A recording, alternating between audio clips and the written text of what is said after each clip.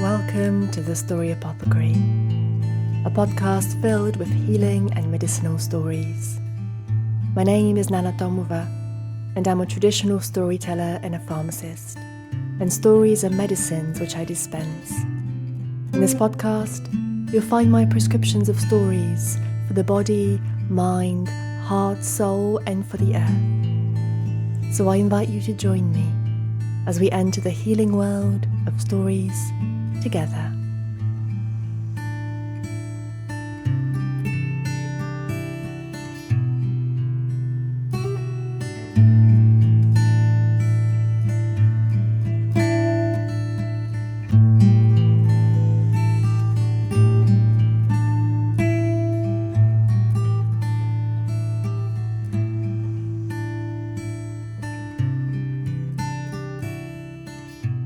Hello, and thank you for joining me for another episode of the Story Apothecary. I'm so glad that you chose to be here. As I'm recording this, golden sunlight is seeping through my window. It is mid-July. This is due to come out in August. August is the month that I gave myself to do nothing. Almost. By this time, I would have left my job as a pharmacist after a decade to new adventures. As you're listening to this, if it is August as it comes out, I hope to be in Bulgaria, visiting family, lying in the sun. And well, I picked the story, one as a goodbye story, really, to those who I have worked with, and also as story medicine for me. It's a beautiful Jewish story, a Yiddish story from Eastern Europe, from Russia. I heard this story a few years ago, and it really touched me. This is the first time that I'm telling it.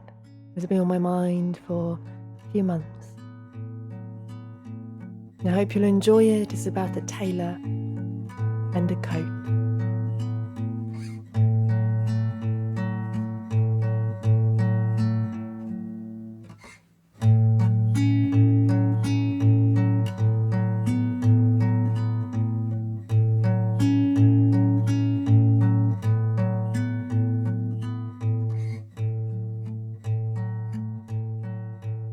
There was once a young boy named Jakob, and Jakob's father was a tailor. Such a good tailor was he. His name was known across all the land, and Jakob would spend the days in his father's shop, learning, watching with his big brown eyes how to cut and how to sew the cloth. As time went on, Jakob watched and started to dream that perhaps one day he would be a tailor. That one day he would work in a shop like this, that one day he would cut such fine fabrics, cotton and linen, silk and wool, and most of all, he would close his eyes and dream of a coat.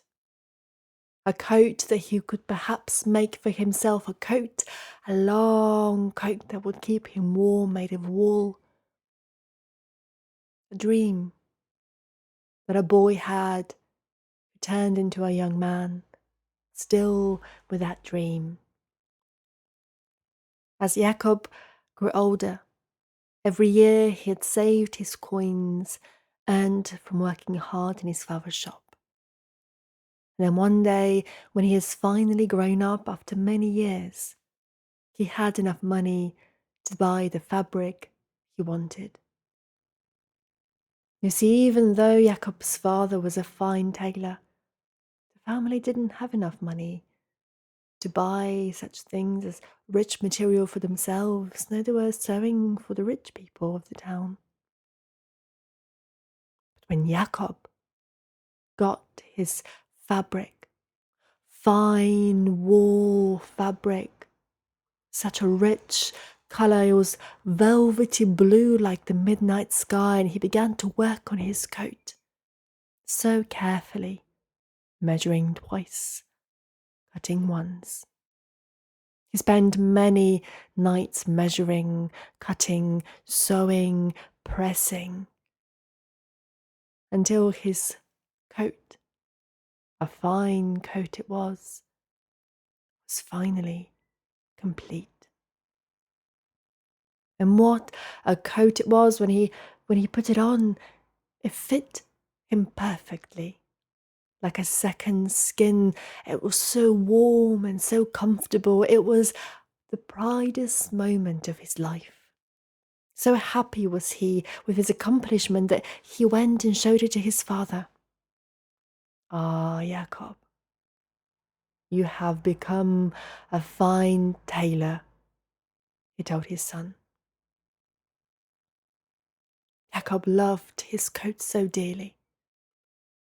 He happily wore it through the long, cold winters, kept him so warm.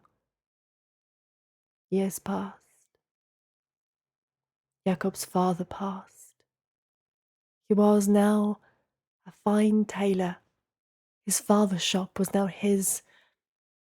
And one cold evening, it was winter, and winters in Russia were cold. He was walking in the snowy marketplace after a hard day's work, and he saw a woman shivering with only a thin shawl around her shoulders to keep out the cold. It was tattered. He looked. He noticed the fabric almost before he noticed her, but then there was something about the kindness in her eyes. He went over to speak with her. Shivering, he offered her coat and walked her home. He looked. She smiled. As he slowly walked her home, they talked. They had so much in common. His father had known her father. They had played in the same place as children. It's just that they had never known each other somehow. Sarah. That was her name. Sarah, just about his age. And well, a day of walking here, a week of laughing there, the weeks turned into months, and a love grew between the two of them. And just in a couple of years, they were married. And Jacob's shop that he inherited from his father, well, he grew, and he was successful when he shared it with his new wife. The winters passed, and continued to wear that coat. He wore his coat month after month, year after year, until, he was beginning to get afraid. At the edges, at the sleeves, at the seams, it was quite worn out. One day he picked it up, looked at it sadly, looked over at Sarah. "This old coat," he said, "has been so special to me. It was my dream to make it. It made my father so proud, and, well, it carries memories of my father in it. And all these years ago, do you remember the night when we met, thanks to this coat? But now there is nothing left." Sarah walked around, put a gentle hand upon Jakob's shoulder, looked at him. And Jakob laughed, and he said, "But there is, perhaps, there is enough material. Just enough." Then he rushed into his shop. He began to cut. He began to sew. All night he worked. He didn't sleep. And the next morning he emerged with a jacket. made from the beautiful fabric of his old coat, lined perfectly. Jacob loved that jacket. He wore it often. It carried memories in it, in that fabric of the day he had met his beloved wife, of his father, of every autumn, every winter. Time passed, and Sarah gave birth to two beautiful girls. In the following winter, when Jacob saw the first snowflakes start to fall, he rushed and took his daughters tucked into his jacket and showed them the whiteness of the sky, showed them the whiteness of the earth. They put their hands upon the cold snow and shrieked with glee and delight. Together they twirled in that falling snow and made angels and laughed, and he threw snowballs. The snowflakes landed on their noses, on their tongues. So much laughter, so much joy, followed by hot soup next to the fire. That jacket had kept them warm all that day. Jacob continued to wear his jacket for years and years. And one day, as he was standing with the light coming across, Sarah looked at him. It was all worn out. She tenderly told him. Jacob looked sadly at his beloved jacket. Ah, this jacket kept us warm, how we danced together in the snow and played. What beautiful memories. But yes, it is all worn out. There is nothing left. But maybe, he said, maybe there is enough material, maybe there is just enough.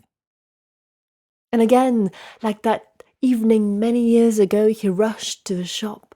He cut and he sewed the fabric from the jacket until he emerged with a nice little neat cap, a hat to put upon his head, a woolen hat.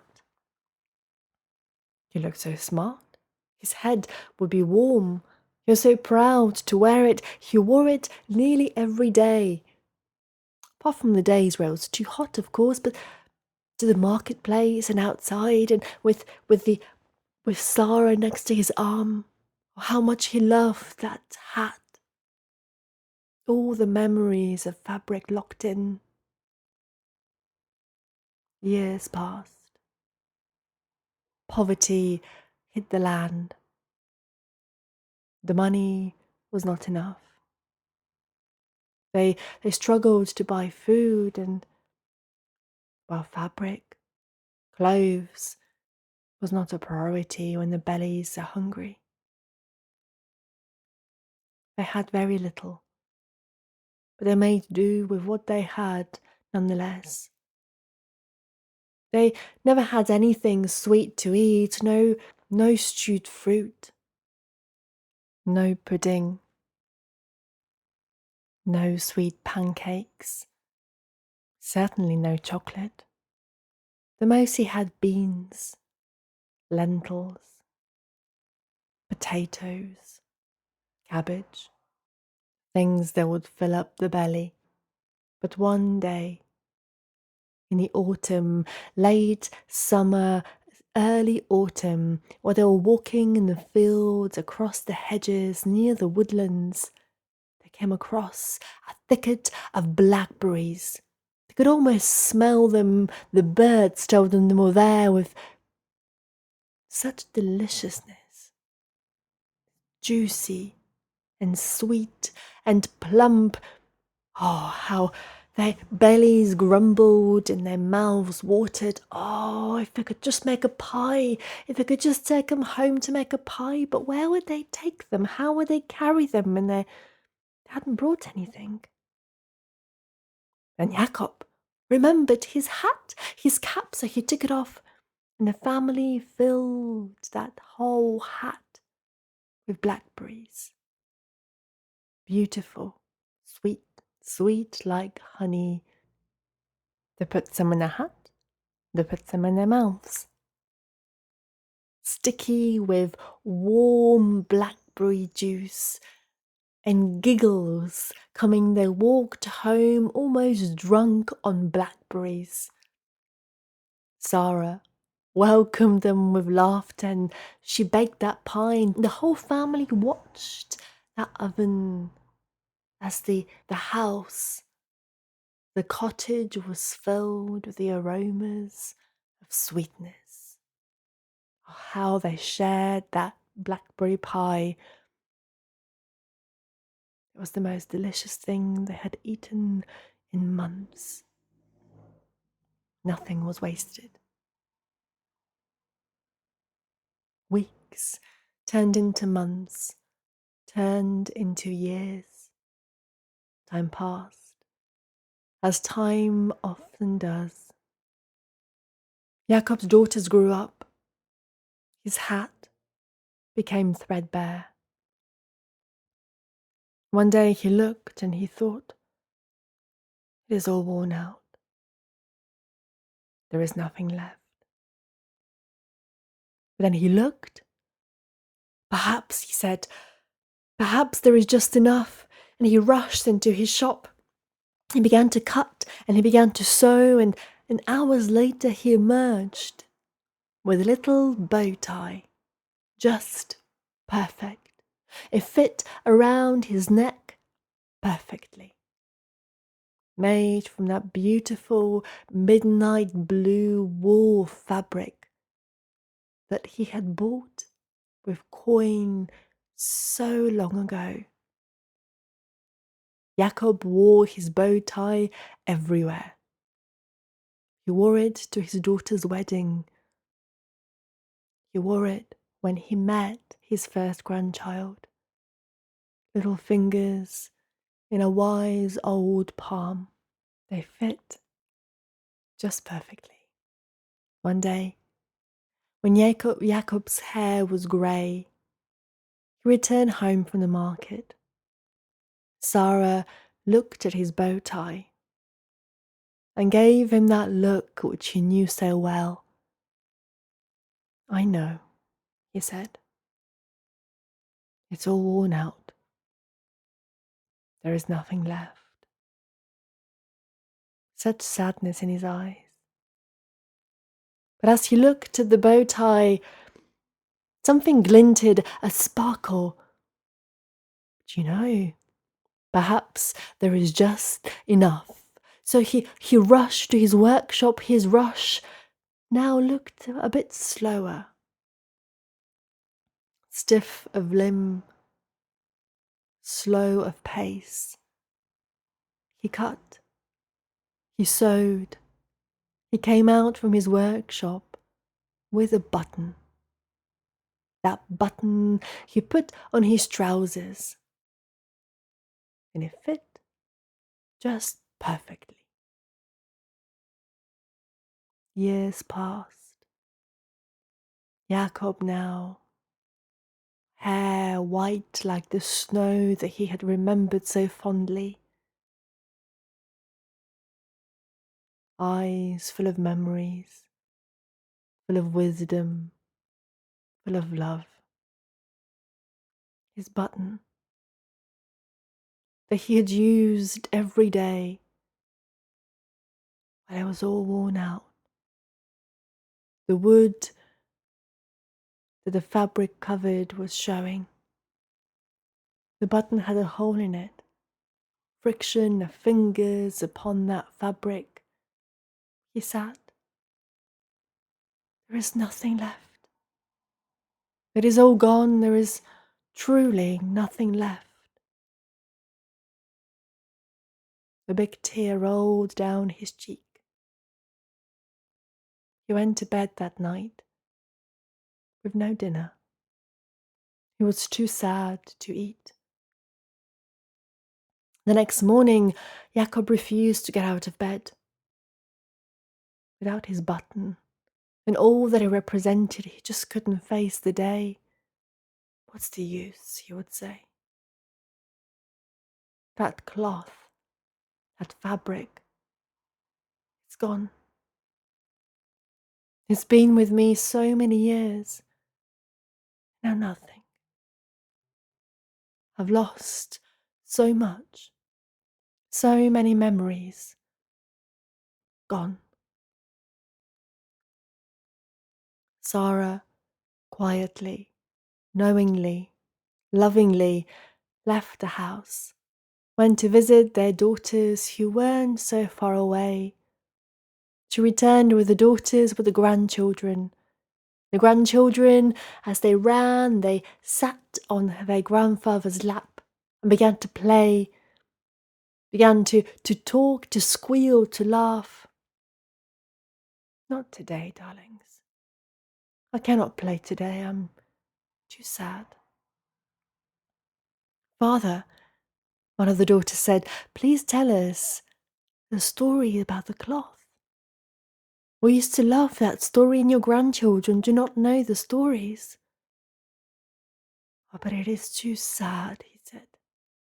Oh, please, the grandchildren began, please tell us the story about the cloth. We want to know, we want to know. They begged, and, well, he eventually gave in. So he told them how a long time ago, and he was no bigger than them, a young boy, how he had worked so hard to save the coins that he needed to buy the cloth. And then he had enough to buy this beautiful woolen cloth with the colour of the midnight sky. His father had been so proud, and so he cut the fabric, he sewed this coat that fit perfectly. And then when he thought there wasn't enough, it turned out there was just enough left to make a jacket, to make a hat, to make a bow tie, to make a button. And as he spoke, item after item, sentence after sentence, the memories fell out. They fell out of his mouth, and they filled his heart. And those memories brought a smile to his face. You know, he said, perhaps there is just enough to make a story.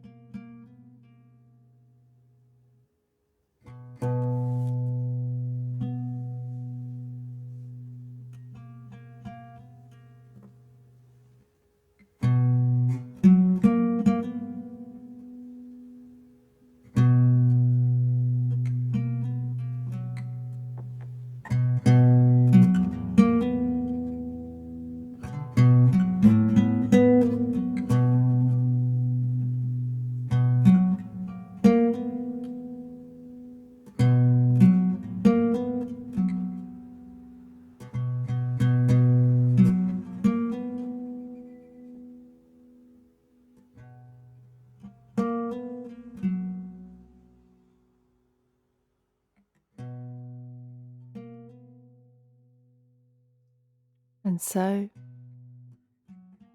a coat that made a jacket that eventually made a button.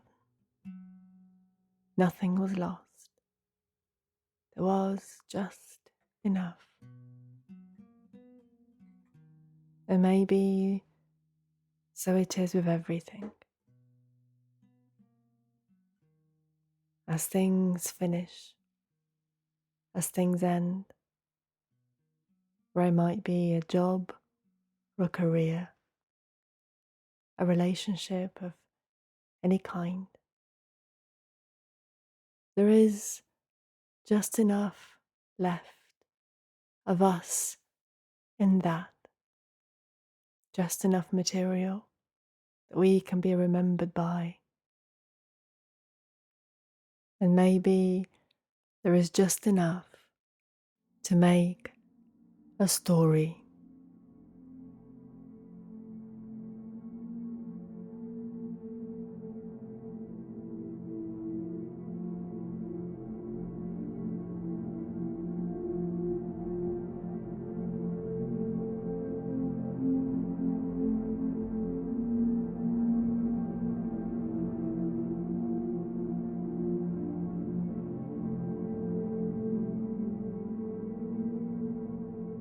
Thank you for choosing to join me in the Story Apothecary. I hope you've enjoyed this episode. If you like the podcast, do subscribe. And if you really like it, leave me a 5-star review. To show your support, you can buy me a one-off coffee. Or if you'd like to join the Story Apothecary community, you can do so by subscribing on Patreon. It would mean so much to me. I wish you a wonderful month. We'll meet again soon. And thank you as always to In Feathers for the beautiful music he writes for this podcast. Goodbye from me.